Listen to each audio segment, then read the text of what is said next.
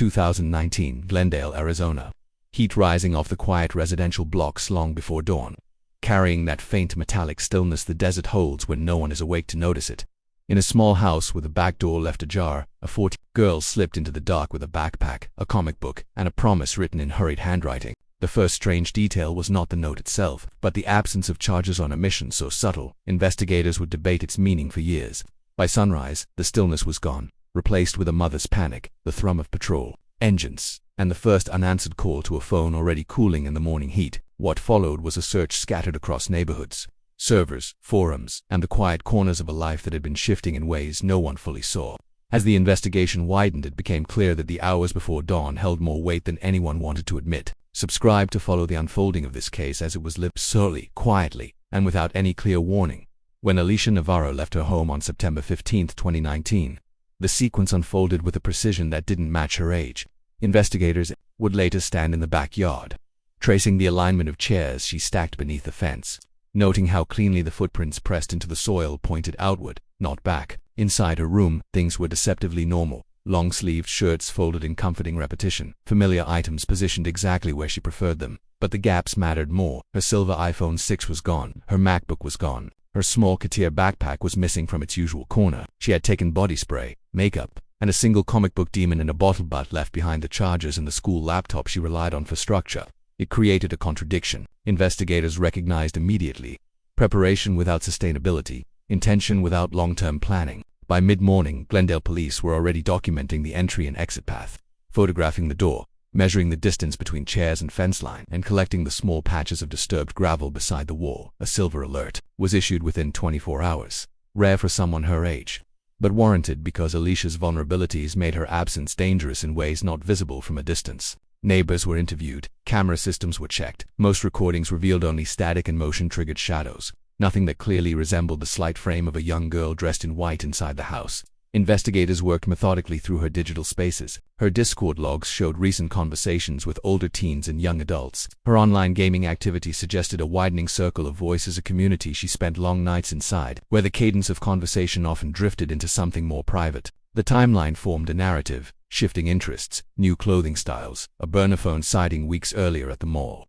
Together, they painted the outline of a child who had been moving toward a threshold long before she stepped over it. By the afternoon of the 15th, searches expanded to La Prodera Park, local businesses, drainage areas, and alleys leading toward major roads. Officers moved in slow grids. Volunteers distributed flyers. Air support circled once, then twice. But the thermal readings showed only dogs, cars, and patches of heat clinging to pavement. No Alicia. The following days brought the first credible LIDAR sighting on September 19th of a girl matching her description walking beside a heavily tattooed man.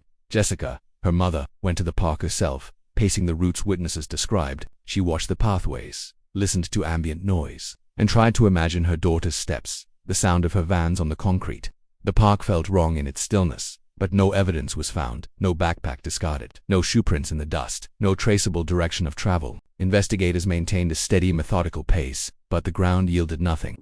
What emerged instead were patterns: conversations Alicia had with older men online, the documented moment her mother caught her giving personal details to a stranger, the messages about running away, and the quiet behavioral shifts that suggested someone had been guiding her from a distance. At this early stage, everything remained procedural: statements, searches, logs, physical traces catalogued under harsh fluorescent lights. Yet even here, in the opening phase, the investigation carried a faint static around its edges, a sense that something had begun months earlier, far from the backyard and far from the note that started the morning. If you're following this case closely, leave your thoughts in the comments as we move deeper into the investigation. In the days following Alicia's disappearance, investigators began noting details that resisted immediate explanation. Digital logs where inconsistent messages she had supposedly sent or received appeared to vanish. Timestamps conflicted, and devices that had been offline suddenly pinged locations with no discernible pattern. The Discord conversations revealed minor shifts in phrasing, as though a different hand occasionally typed messages in her account. These inconsistencies were subtle, easily overlooked, but to trained eyes they formed a pattern of anomaly. At La Prodera Park, where the first credible sighting had occurred, search teams discovered footprints that did not correspond with Alicia's size or stride.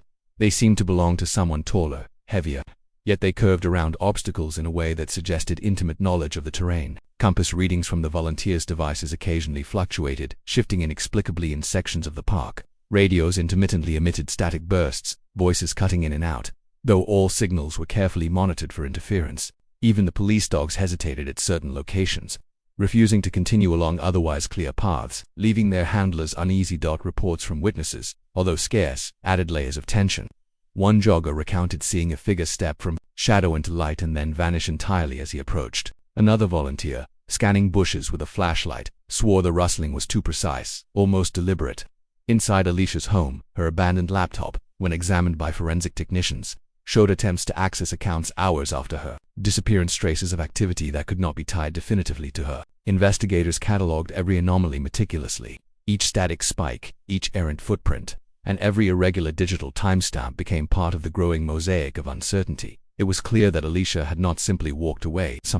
Someone had interacted with her world in ways that left no immediate explanation. If you notice any connections in the patterns emerging around Alicia's disappearance, leave a like and consider the implications carefully. Alicia Navarro was 14 years old, living in a home that blended warmth with routine. Her mother, Jessica, described her as gentle, affectionate, and precise in her habits. A child whose sense of security depended on repetition. She wore long-sleeved shirts daily, even in Arizona's oppressive heat, and followed a strict schedule for her medications, a necessary routine for managing her high-functioning autism. But in the months before she vanished, those routines began to shift. Alicia experimented with body sprays, makeup, and clothing choices that drew attention in ways her mother had never witnessed. She spoke of comic books, classic rock, and fitness supplements. These subtle deviations suggested curiosity, growth, and a desire to navigate a world increasingly unfamiliar to her. The morning of September 15th, Jessica recalled Alicia standing on the staircase, smiling, chatting briefly before returning to her room. That day would mark the end of routine and the beginning of absence. Her note was short and unadorned. "I ran away. I will be back. I swear I'm sorry, Alicia." In it lay both reassurance and ambiguity. The backpack she took contained her body spray, cosmetics, a comic book, her iPhone, and her MacBook, but not the charges, suggesting she expected a temporary absence or intended to maintain a tether, however fragile. Friends and schoolmates remembered Alicia as quiet online, yet expressive in virtual communities, where she felt safer navigating social interactions. Her Discord conversations and Minecraft sessions were windows into her second life, a place where she could explore relationships and ideas beyond the constraints of her home. It was through these spaces that the possibility of grooming emerged. As investigators traced her interactions with older individuals who seemed to have influenced her interests and movements. In this phase of investigation, Alicia became more than a missing girl. She became a nexus of relationships, behaviors, and choices, each element documented with precision but noted with a quiet reverence for her humanity. Her room, her digital footprint, her possessions all provided glimpses into a life abruptly interrupted. A young person caught between curiosity and vulnerability, routine and unknown forces. Months into the investigation, the case took on new layers of complexity. Forensic analysis of Alicia's digital devices revealed metadata inconsistencies. Photos and messages timestamped after her disappearance conflicted with network logs, suggesting either delayed uploads or remote access. Investigators cataloged these anomalies carefully, noting the repeated access attempts from locations hundreds of miles apart, locations Alicia could not have reached on her own. Radio communications among field teams also revealed small discrepancies. Officers reported hearing snippets of conversations on channels that were supposed to be clear, voices so brief and disjointed that playback yielded nothing conclusive. The sighting at La Prodera Park continued to trouble investigators. Witness statements, though similar, contained subtle contradictions. Some described the man accompanying Alicia with tattoos extending to his hands and neck. Others noted facial markings inconsistent with previous descriptions. Surveillance footage from nearby businesses showed a figure matching her description, yet the angles made identification uncertain. Forensic teams cross-referenced prints, DNA swabs, and environmental traces,